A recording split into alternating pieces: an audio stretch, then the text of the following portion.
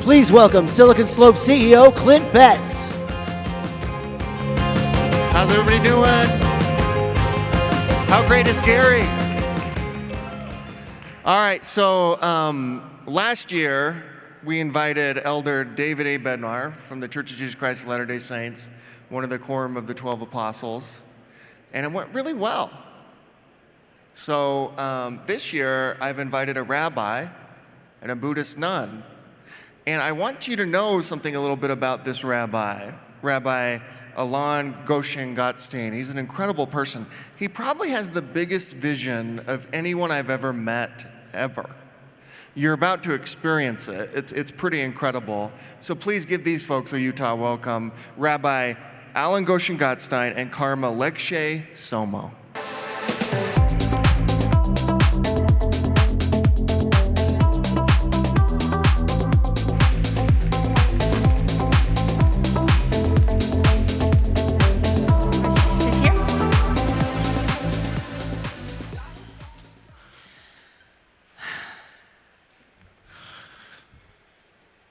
Shalom, everyone. Tashidele. Congratulations, you are alive. So we've got a fireside chat without a fire. So we'll bring our internal heat, our internal fire to it. I want to say thank you to Clint and to all the folks at Silicon Slopes because of their faith and trust in the vision that Clint just described. My own work brings together major faith leaders of all religions through the Elijah Board of World Religious Leaders, of which Lekshe is a member. And we're currently working on a project in Assisi, Italy, to convene religions in a kind of museum experience of friendship, prayer, and appreciation of saints of other faiths. And through Clint's and John Bauer's initiative, it's going to now become an online startup. So we're a kind of spiritual startup to complement the various startups that you've been hearing about. And because we wanted to finish our session with a meditation, we've decided to provide the framework for today's presentation with a brief video clip that I will share with you now. And that will provide the context of why it is that we're here and what we're hoping to share with you here today and with the audiences on this new platform. So maybe we can see this brief video clip.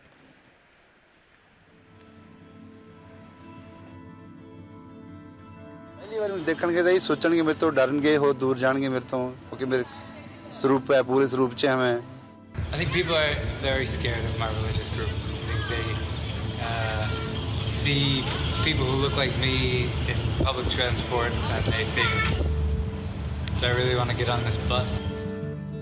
Is there a potential for a message of friendship across religions?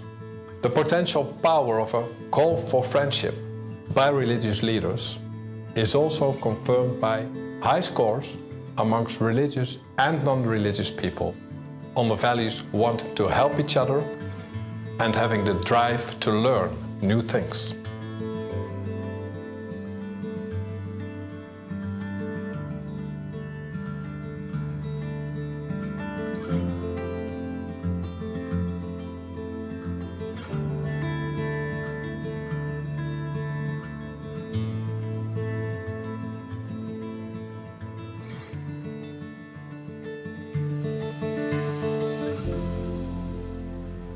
Importante porque mi vida religiosa se enriqueció con explicaciones de él.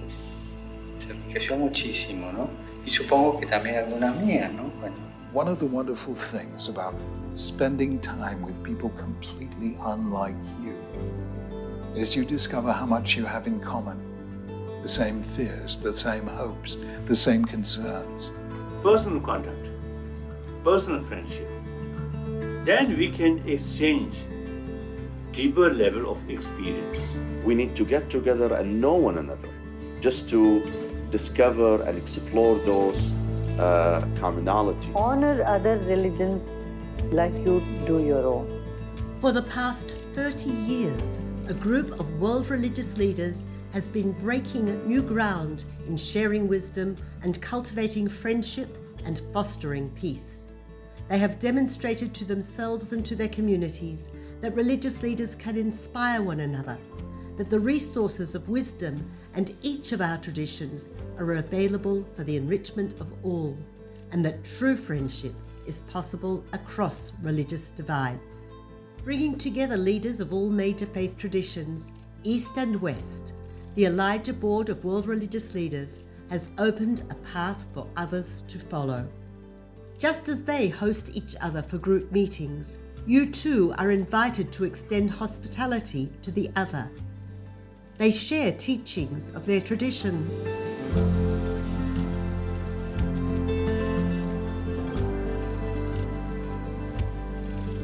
You too can join in the movement of being inspired by the wisdom of other faiths.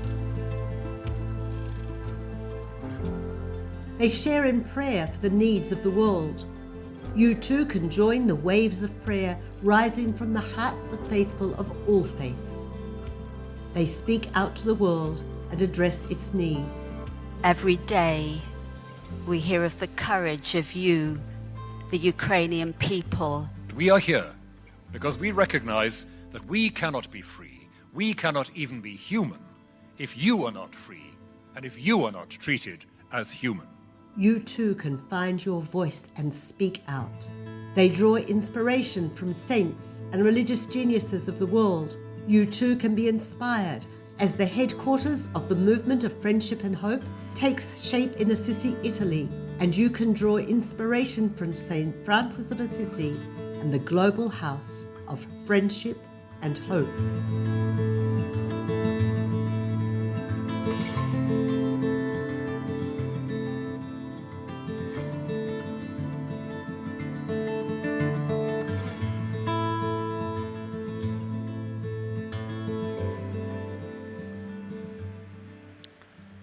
Wonderful, thank you.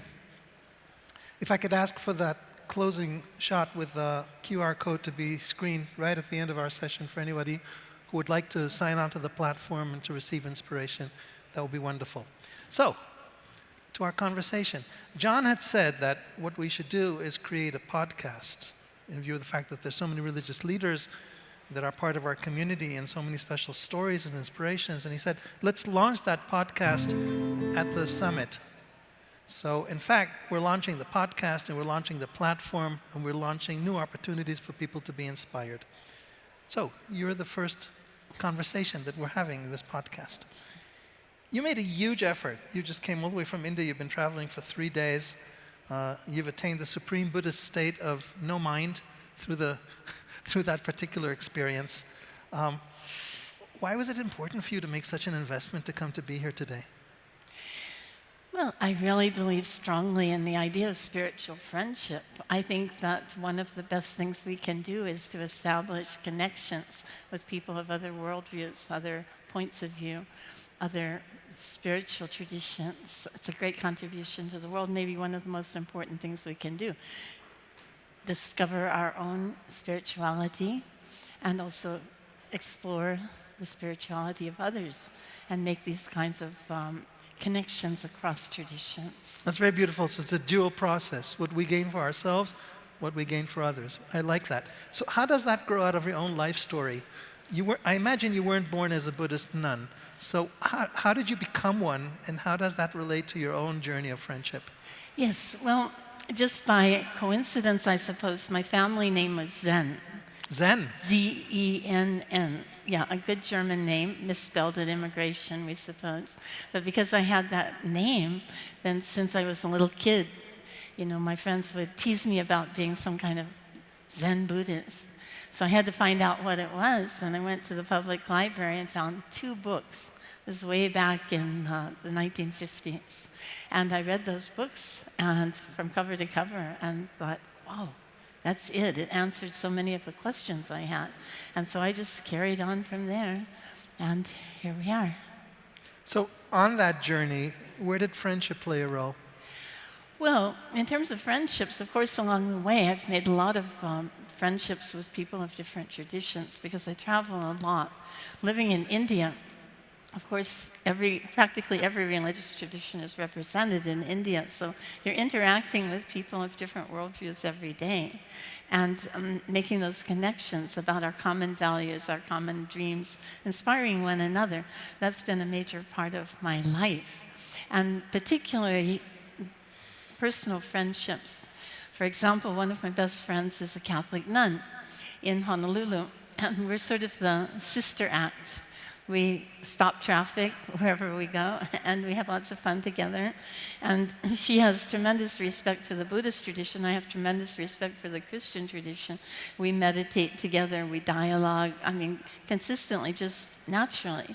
So this is one of the closest friendships I have. And we meet on a spiritual level. So what does it mean that you meet with a Catholic nun on a spiritual level? Your faith is so different. She believes in Jesus. I don't know if you believe in the Buddha, you follow the Buddha. Each one of you has a different path. How can you meet as friends with all those differences? Well, I love Jesus. I think he's one of my sources of inspiration, and the Buddha is a source of inspiration for her too.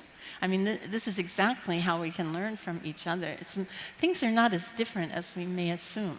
We have so many things in common, values of compassion, loving kindness, wisdom, integrity, ethics, and discovering those cross-fertilizations of ideas and values is really one of the most key elements of this kind of inspiration across tradition. Well, you just said two things, each of which is valuable in its own right. You said that there were these common values that you share, and I imagine they get shared universally, but the more interesting part is that you appreciate Jesus and she appreciates Buddha, because it's all too easy to say, let's put aside what separates us and just concentrate on the common, right? That's a very common strategy, but that's not what the two of you are living. You're actually drawing inspiration from the particularity and the uniqueness of each other's faith. How does that work? Well, it's both. Discovering the commonalities, appreciating the commonalities, and also trusting one another enough to discuss the differences. Because philosophically, there are differences. There's no denying that.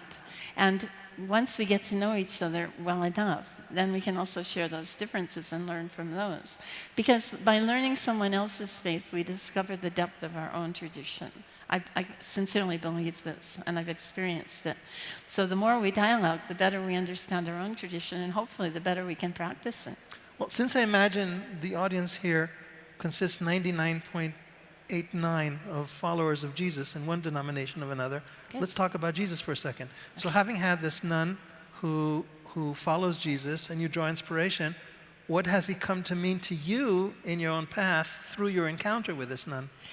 Well, many things, many things. For example, one thing is the social service aspect of Christianity. Is what? The social service aspect of Christianity. Of course, the Buddhists have been doing social service from the beginning. The schools, the medical clinics, and so forth were always there. But in a way, we draw a lot of inspiration from the Christian tradition because the depth of commitment to social service, tending to the needy, is very inspiring to me. And we can learn from that. We can progress in our own social action programs by looking toward the Christians. Look at the example of Jesus. He was for the poor, and he was for the needy, for those who were downtrodden. And so constantly, and not that the Buddhists haven't been doing it, they have in their own way, but still we can learn from the ways that the other traditions have put that into practice. And we all have these great values. We have all these great hopes and dreams for humanity and the earth and the animals and so forth. But, people like St. Francis of Assisi, for example, he actually did so much for the animals. And so in daily practice. And so that's a commonality with Buddhism too, the concern for animals, not just human beings. So, as someone who himself practices friendship with members of other faiths and draws inspiration from their great ones, I'd like to suggest to you a distinction between drawing from the example as opposed to the radiating presence the spiritual reality of that personality. And I know I see your expression. I don't know if the audience can. So obviously you resonate with that. So what you just said now about drawing from the social teaching of the gospel, that's the teaching. It doesn't okay, it's great maybe because it came from Jesus, but that's still not the same thing as what your friend receives in her actual contact with Jesus. So I want to ask you, to what extent does Jesus become a presence, a person, someone living for you? Hey guys, I'm a rabbi, don't get that wrong, yeah?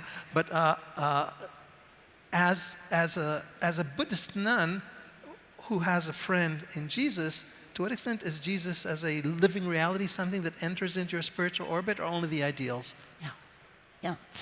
Well, at the same time that we meditate together, we do retreats together, and we dialogue together, I'm constantly aware that my friend is going to the hospital all the time to visit the sick. And she deliberately, even though she's from one of the wealthiest families in Hawaii, she deliberately joined an order that serves the poor. And so I watch her when I call, and she says, oh, busy right now. I know she's going to the hospital to visit someone who sincerely needs to speak to someone about their spiritual life. And I respect that so much. So almost on a daily basis, it serves as a source of inspiration for my own life. Yeah, and I'm deeply grateful.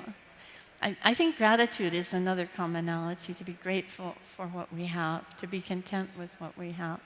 I mean, Jesus wasn't online ordering from Amazon. I mean, he lived a simple life, and this is something that we can all draw inspiration from. I rarely watch TV. I flipped it on last night, and you saw Jesus? No. Oh. Kind of, in a way, yeah. Because I saw exactly what Jesus would have rejected, the constant consumerism, commodification of the human situation. It was a bit shocking, I have to say, and I could only take about 5 minutes of it. I hope this isn't elitist, but gee whiz, I never realized how much things mean to people in modern-day society. And I thought, what are we going to do about this? How are we going to flip this around? If I could put a parenthesis for the technician, I'm having a really hard time following this conversation, because instead of hearing you, I'm hearing the echo come from the other side of the room. I'm really struggling. If someone could put a small box that feeds the sound to me, I'll be more relaxed and able to address you, because I'm missing part of what you're saying just because of the sound set up here. Back to our conversation. You've been a part of this group that I was fortunate enough to create 25 years ago almost, the Elijah Board of World Religious Leaders. What have you received from the various friendships within that group? Well, it's been really remarkable to see how people practice. It's different in each tradition, but each one is very rich in meaning and I think, and tradition, carrying on these traditions, sometimes for thousands of years. It's very eye-opening. And to see how much it means to people, how these values guide people's lives on a day-to-day basis, even while we work in the world, but beneath it, there's this common strata of wanting to do the right thing, wanting to help others, wanting to bring meaning to our lives instead of acting like robots or being robots. And so this, I think, has been one of the great takeaways from my experience in these conversations, interfaith dialogues, that we can appreciate what people are doing to preserve these individual traditions, because everyone is different. You know, even though we share common values, maybe we share a lot with people that belong to our same faith tradition. At the same time, we're all different. Like, for example, His Holiness, the Dalai Lama often says, it's a great thing that all of our fingers aren't alike, because what would we do without a thumb? Each one has its own value, its own usefulness. One of our great Hawaiian leaders, Reverend Akaka, used to say that it's like the strings of an ukulele. If they all had the same sound, the melody would be really boring. But luckily, each one has its own specific melody, and together they make a great tune. So that human beings are like this. At least from a Buddhist point of view, it's wonderful that we're not all the same. That could be really uninteresting. But because we're different then, every time we hear different ideas, thoughts, we can see our own traditions in a different light, hopefully on a deeper level. And for me, that's been very rich and meaningful. So I've thrown you into a pool with Jewish and Christian and Muslim and Hindu leaders.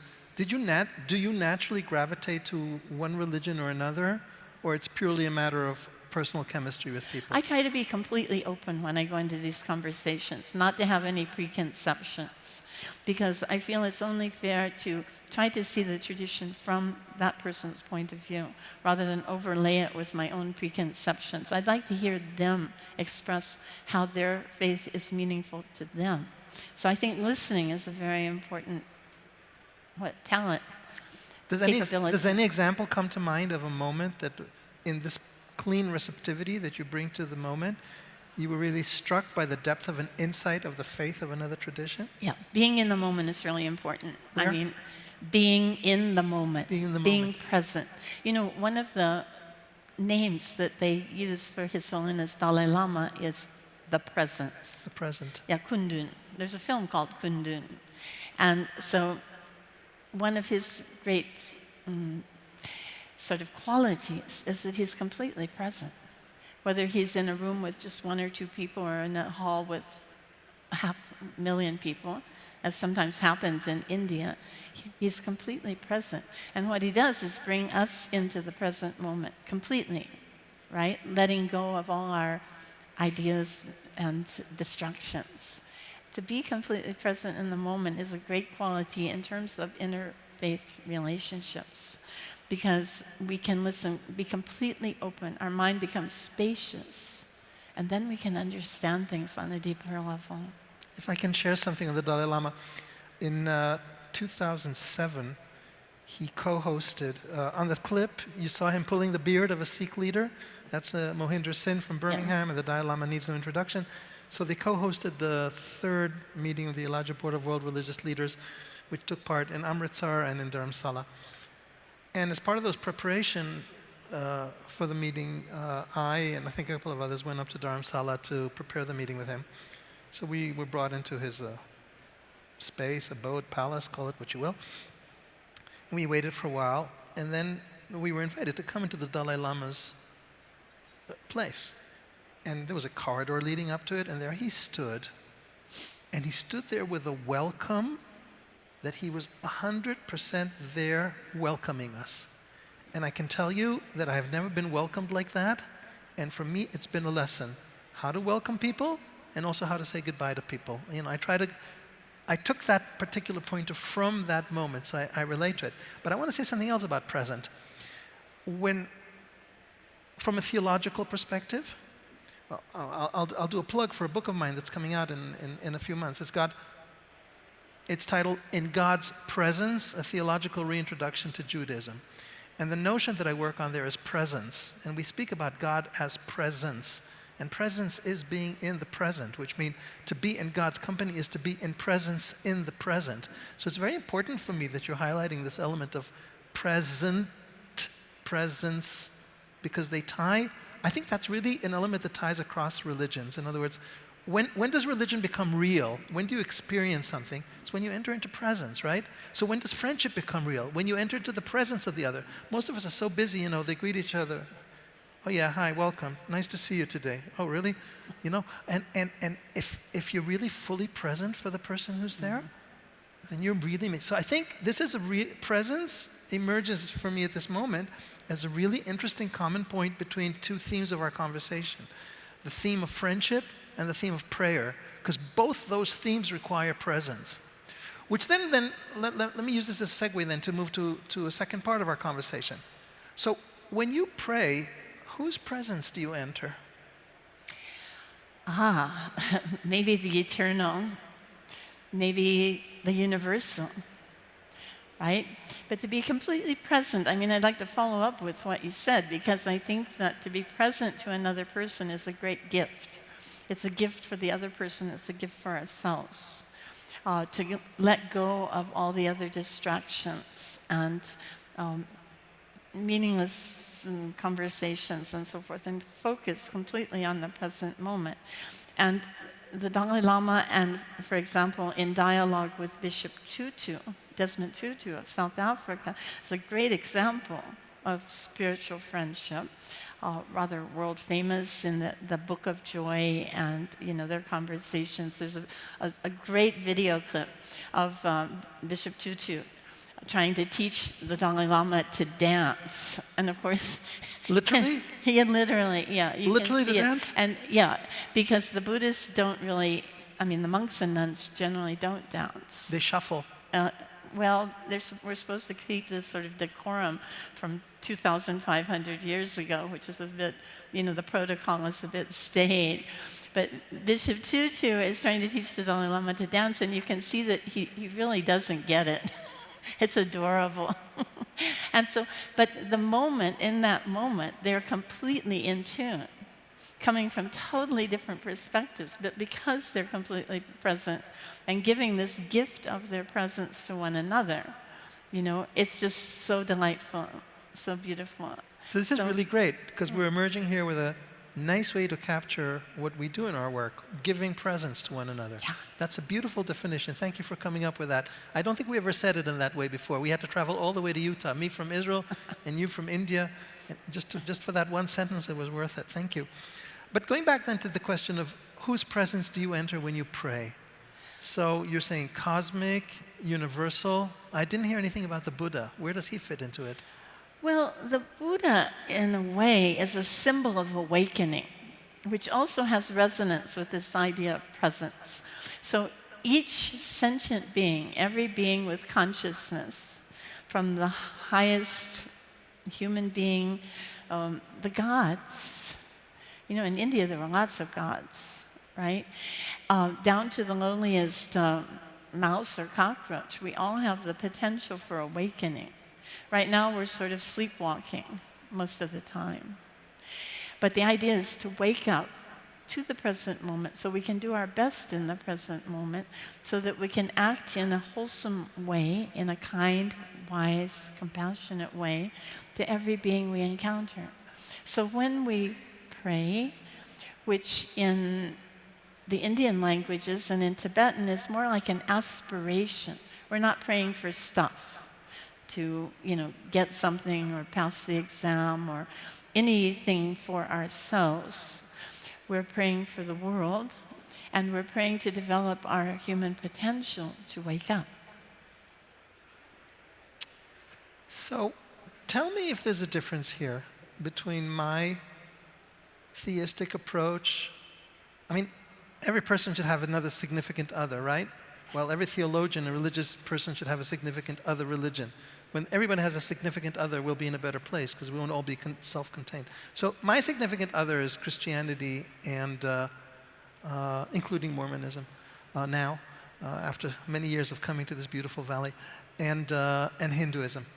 And for me, when I think about those religions, presence, there's a real sense, there's this saint here, there's this aspect of divinity here. I went last night down to Spanish Fork, to the Krishna temple. There's a certain presence here. And as you advance in the spiritual life, you get, your antennae become sharpened. You can pick up, this is this presence, all aspects of the great divine presence. So for me, there's a dual process of deepening my own tradition and discovering greater nuances. The one thing about the spiritual life is it's all about nuance. Anybody who wants to reduce the spiritual life just to a credo, just believe in that and be done, it doesn't work. Spiritual life is about nuance of self-understanding, nuance of understanding the other, nuance about the experience. It's all about gaining nuance. So that nuance is a nuance of presence and a nuance of understanding the spiritual presence of the others. Now, I would expect that in a Buddhist, coming from my experience that is, would expect that you as someone who devotes much time to your spiritual life would also have a sense of, I'm now in the presence of the Buddha, or I'm now in the presence of this bodhisattva, or this great teacher, or the Dalai Lama, or some sense of, in the same way that another person is real, so the divine is also real to you. And I didn't hear you saying that. Now, is it because you weren't thinking that way, or it's one more difference in the endless list of differences that we seem to have between our spiritual paths? Well, I think we can frame it in different ways according to our own particular traditions, right? Or personalities. Also personalities, yeah, you could see it that way. And I think of, for example, Father Thomas Keating, who was a great teacher, a great master, and he organized these dialogues, spiritual dialogues up in Snowmass, Colorado, for more than 20 years. And he would bring together some of the most respected meditators and spiritual leaders of our day, especially the 20th century. I never got invited. By the time I got invited, it was too late. That was the end of the dialogues. But I heard about them for years. And one time I saw him in La Jolla, California. And honestly, when he spoke, he could have been talking about Buddhism, the way he described the meditations that he did. You know, he's the founder of Centering Prayer, which has meditation groups all over the United States. Prayer, and he was Catholic. Yes, yeah. And he was teaching it. And he could have been talking Buddhism, except that he used the phrase, to be in the presence of God. So where the Buddhists might say, to be in the present moment, he was using the trope of being in the presence of God. Now that I find very meaningful, because it is an opening. It is an opening to our greater consciousness, our higher awareness, you might say, or deeper awareness, higher or deeper. I remember meeting a Zen master and saying, I wanted to raise my consciousness. I wanted to deepen my awareness. And he said, which is it? You want to raise it or deepen it? Dismissed. True story. Yeah, it's a real distinction. Right? So, in any case, I feel that this is like a window to our own spiritual awareness. And whoever helps us to trigger that or to open that trigger, that's violent language, isn't it? See, we become aware of the violence in our everyday language. Yeah. And it's kind of shocking, really. In any case, he was talking about being in the presence of God, and I thought that's so rich, because instead of putting spirituality onto, Friday nights or Sunday mornings, it's immediately accessible moment to moment, but we forget. We could be present all the time. We could be accessing the presence of God, this imminent awakening at every moment, if we just pay attention. And yet, I don't hear you saying anything about being in the presence of Buddha. Is that because I'm putting in false expectation on you? The Buddha, again, is an example of what... The Buddha is an example of what we can all become. The Buddha is not a god. He never set out to be anything special. But in our tradition, we have great saints and masters, and Christianity does, and they're not God, but you can be in their presence. Going back to St. Francis, I know the presence of St. Francis. I've spent plenty of time in his presence in Assisi. I know the presence of St. Clare. I know the presence of various saints of other faiths. You don't need to be God to have the particularity of presence. So can you not be in the presence of Buddha in that sense?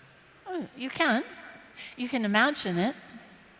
It's a visualization. We do visualize the Buddha as an example of what we would like to become. But it doesn't seem to be a major part of the practice. Being present in the moment is much more central. It's an inspiration. Inspiration. Yes. Okay. Inspiration across traditions. Yeah. Inspiration. Right. So tell me something. All these lofty ideas. You started with friendship about you and a nun born to wealth and serving the poor, and I've spoken to you about our group of world religious leaders. Did you see yourself in the video, by the way? Which one? Did you notice that you were in the video that we showed? Yes. Yeah. Right. You're a star. So these are specialists, right? Elites. What's the relevance of everything we're talking about to the common person, to people in this hall, for whom this may be the first time that they're exposed to these ideas? What takeaway can they derive from it? And is it really just something for nuns and religious leaders? Well, one thing I think the Buddhists might be able to offer is this idea of letting go of the self. Selflessness. You could say that this value is in all religious traditions, but the Buddhists try to actively practice letting go of our self-centeredness, our self-obsession. And only in this way can we be completely present to another person or an animal. You know, sometimes animals are easier, right? Because they love unconditionally, which is also a source of inspiration, isn't it? Yeah. I mean, to me. My puppy is completely... Dogs, not cats. Eh? Dogs, not cats. Cats, too. Yeah. Cats are completely present also. Yeah. And so in this way, we can learn from them, right? And they love unconditionally. Well, as long as you feed them. And so, yeah. So this is a good thing. This is a good thing. So, but to do this well, we have to let go of the self, this constant obsession with I, me, mine, and try to, by letting go of that, it opens up a whole new world of experience.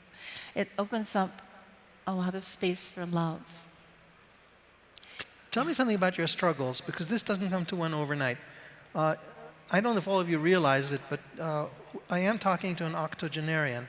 The age doesn't show when you have a shaved head, and that's a good tip for people who want to look younger.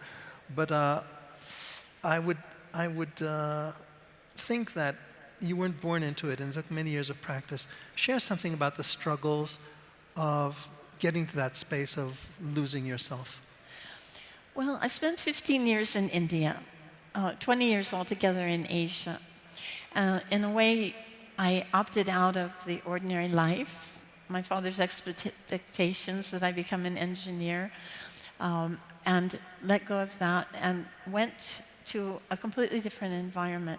And it was not easy. Living in the Himalayas, we all have this sort of romantic ideal of going off to a cave and, you know, letting go of everything. Oh, you were in a cave? I was in a mud hut. In a what? Mud hut.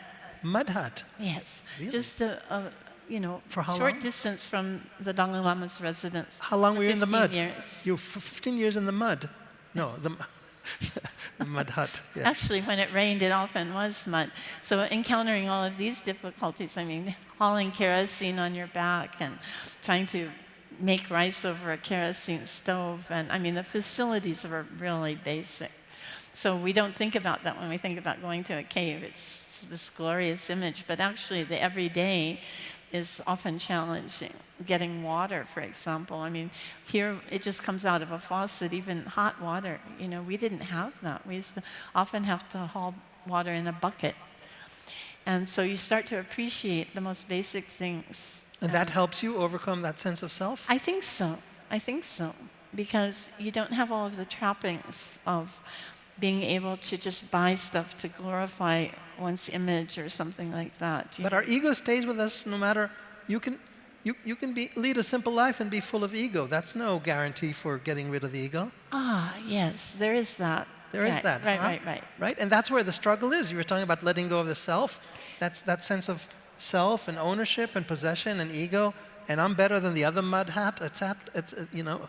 So how does one overcome that sense of self and its limitations? That doesn't just a simple life won't do it.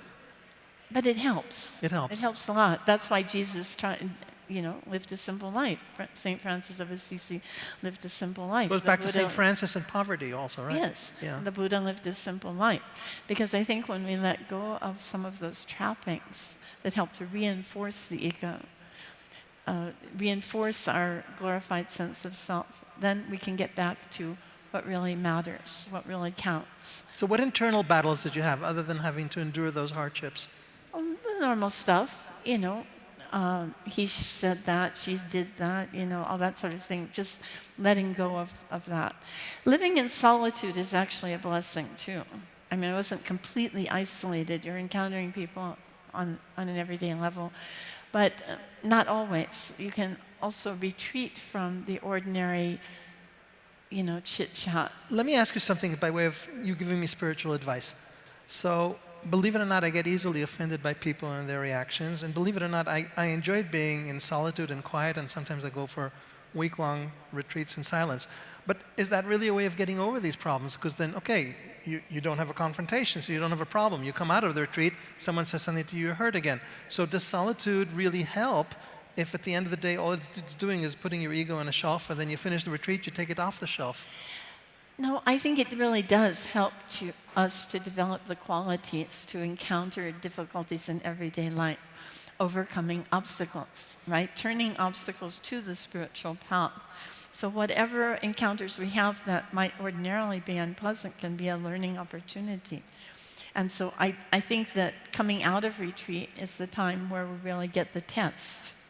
You know, coming out of church, coming out of synagogue, how do we treat the people around us? Honestly, I'm not so convinced that most people go into synagogue and have such a transformative experience that you can put that test to them. And I apologize to anybody who might think differently. I'm also not sure that most people who go to church have an experience that they kind of have in such a transformed way. I can understand retreat. I can understand certain intense spiritual sessions. But you're going to church for an hour, I'm not sure most people come out a different person. Well, you know, it takes practice. We're all a work in progress. If you have the intentionality, but practice depends on intentionality. You see, if you practice by social expectations, by rote, you won't get the benefits. It's all based on intentionality, don't you think? Well, I'm not quite sure what you mean by that. You have to have the intention of going into a different space. You have to have the intention of overcoming, right? So if you just go to church because that's the done thing, you're not going to have that. You have to know that I'm going to church because it's a place where I can elevate myself spiritually and become different when I come out. Then you can put that test to a person, otherwise not. Sounds good. Let's do it. Right. So we agree, we agree on that. Yes. Our time is coming to a close before meditation. I want to ask you something because, you know, we have this threefold emphasis on friendship, which we've done a nice job covering, and prayer, which we've also touched on significantly. Could you name 3 saints, holy individuals in other faiths who have inspired you, who you think are, well, you operate on the model, so who are models for you? Well, yeah. Of course, His Holiness the Dalai Lama, whom I've known for more than 50 years. And I must say, I have never seen the slightest trace of self-interest in this person. That's been very inspiring for me. It is possible for a human being, and he's never pretended to be anything more than a human being, because it shows that it can be done. We can let go of our self-concern. My friend, the Catholic nun, is also a great source of inspiration, someone who will drop everything to go to help someone. That goes under friendship. I'm talking under saints. Okay, you may consider a saint, but I'm talking about well-known people. But what about ordinary people? Yeah, you've covered that. That's fine. We agree. But I'm asking now specifically about the great ones of other faiths who are inspiring. Ah, yes. Okay. Well, I would say St. Francis of Assisi. Francis? Because of his love for the animals. I really think he was very special. And he lived his values. And so that would be a great example for me. And then I would also want to include a woman, of course. So I guess I would say Mother Teresa. Who? Mother Teresa. Who, despite criticisms, I know to have been someone who cared about the poorest of the poor. Did you meet her? I didn't. Sadly, but I followed her work because I was in India at the time, and I know her work, and I know the lives that she transformed, and I know what it means to work in the gutters of Calcutta. Yeah. I mean, it's something... In those days, now it's much better. Especially... When I was a young kid, I walked in Calcutta, dead bodies strewn around. When you go to Calcutta nowadays, you don't see it. In her times, that's what Calcutta was like. It's a pretty major challenge, and she was able to meet it with grace and to find God in every sentient being, every person she encountered. Every encounter. Yeah, I think her example of compassion, living it day to day, moment to moment, is very inspiring to me. So that would maybe be my top picks. We have under 2 minutes before we do a meditation. Is there something you want to ask me? Oh. Okay, what great saints do you find inspiration?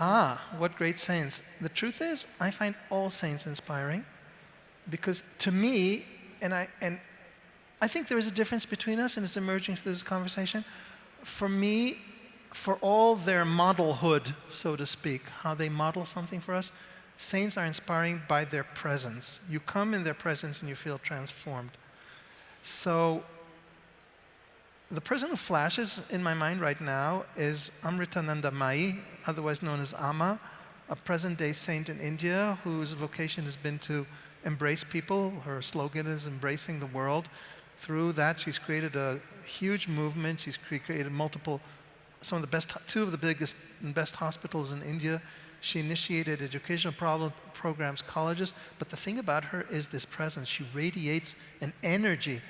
This isn't exactly, yes, her embrace is a form of presence, but it's slightly different in emphasis from what we described with the Dalai Lama. But she to me is someone who radiates energy, presence. So to me, the saints in my tradition that I'm close to Rabbi Nachman of Breslov and the Baal Shem Tov, the founder of the Hasidic movement.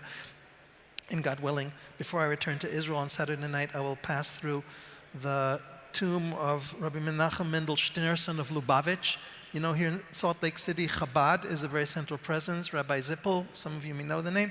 So he belongs to the Chabad movement. He was the head of the Chabad movement. Great, enormous presence. You walk in there to his tomb, you're transformed. I've had such powerful experiences. So for me, when I look for great saints, it's the saints that I feel there. Now, in that presence, I can then receive guidance, inspiration. What you describe in a church, I get in the encounter with those people. They bring you into a higher pitch of reality.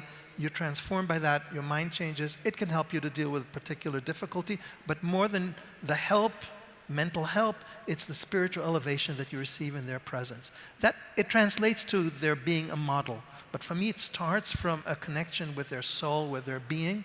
And to me, this is something that cuts across religions. I'm inspired by the saints of my religion. I'm inspired by the saints of other religions when I can connect with that. Beautiful. On that happy note, why don't you guide us through? Okay.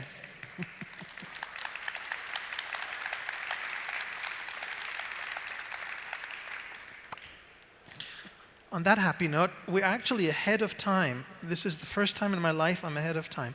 So I have to learn to savor the moment and appreciate this new experience of being ahead of time. So we have at least 5 minutes where you could guide us through a meditation. And I think people will be appreciative of that. And if I can remind whoever's on the video, in charge of the video, at the end of the meditation, to put back on the screen the final slide of the clip so that people can see how to sign up. And not the floor is yours, the whole hole is yours. Well, okay, great. I think this is a great time to unite together as a whole and to come into the present moment in whatever way feels comfortable for you. If you, for some reason, have a problem with the word meditation, you can think of it as stress reduction. But what we want to do today, in this moment, is to be completely present to our own awareness.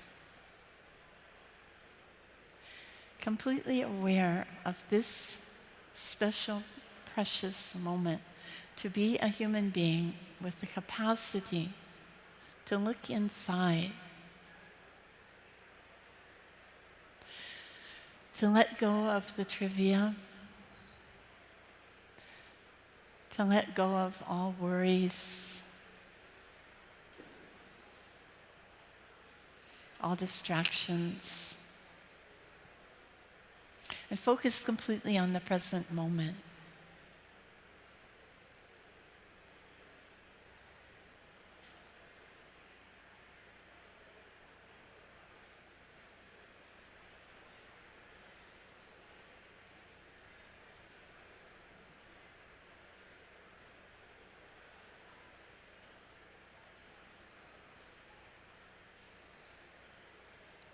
To discover the love in our hearts,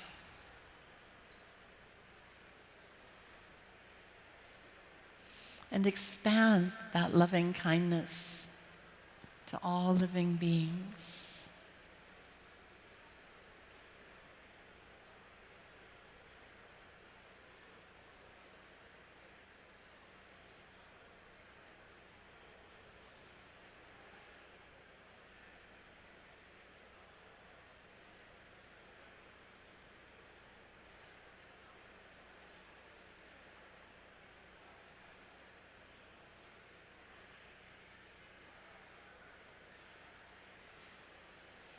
May I be happy.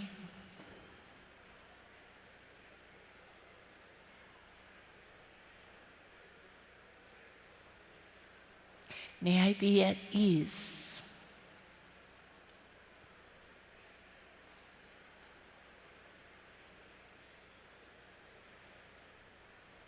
May I be free from suffering.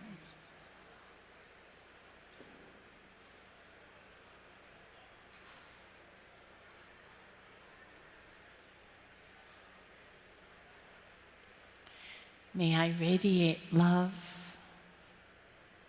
wisdom, and joy to all beings.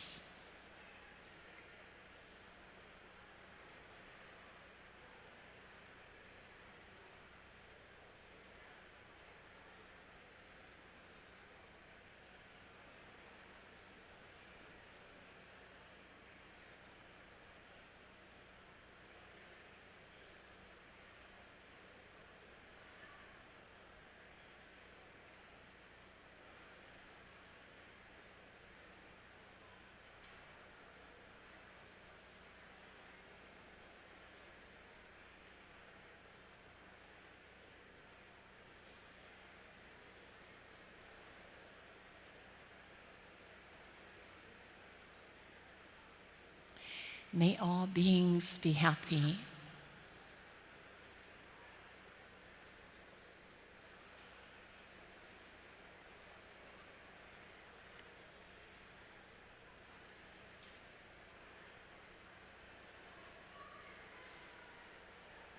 May all beings be at ease.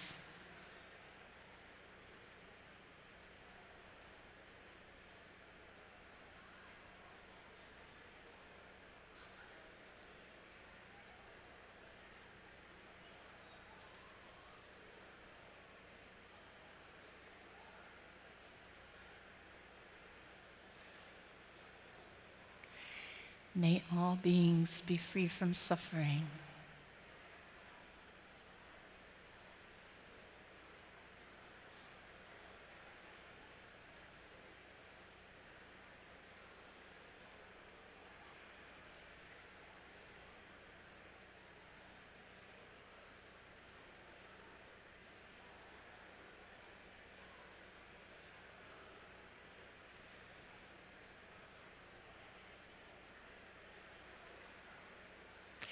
May all beings radiate love,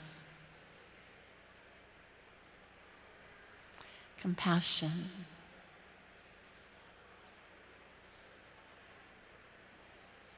wisdom, and joy.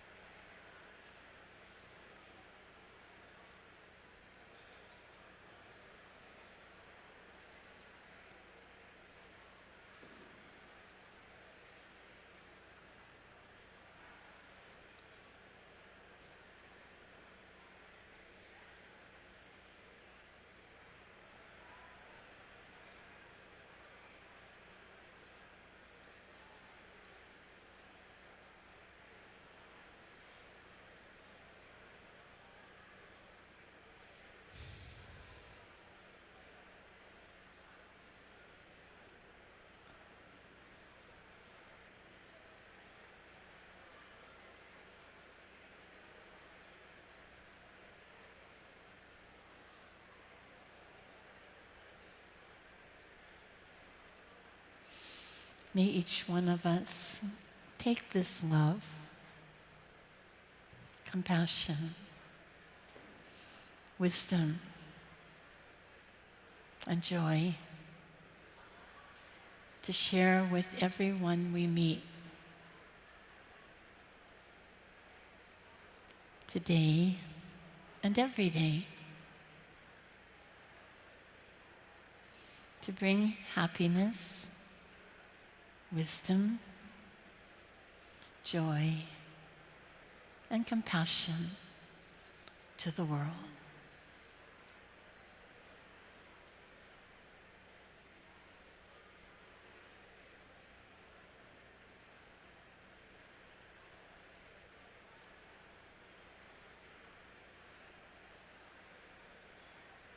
Thank you.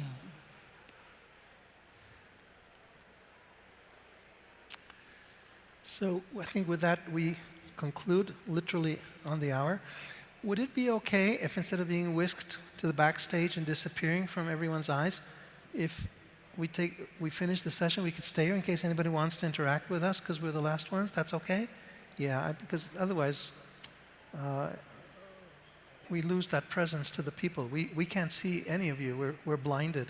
So this is an act of humanizing just to stay around and to be present to everyone. So thank you, John. And thank you again to John for everything, and to Clint for everything, and to all of you for being here. Thank you. Aloha And to to all. Lekshe. Thank you.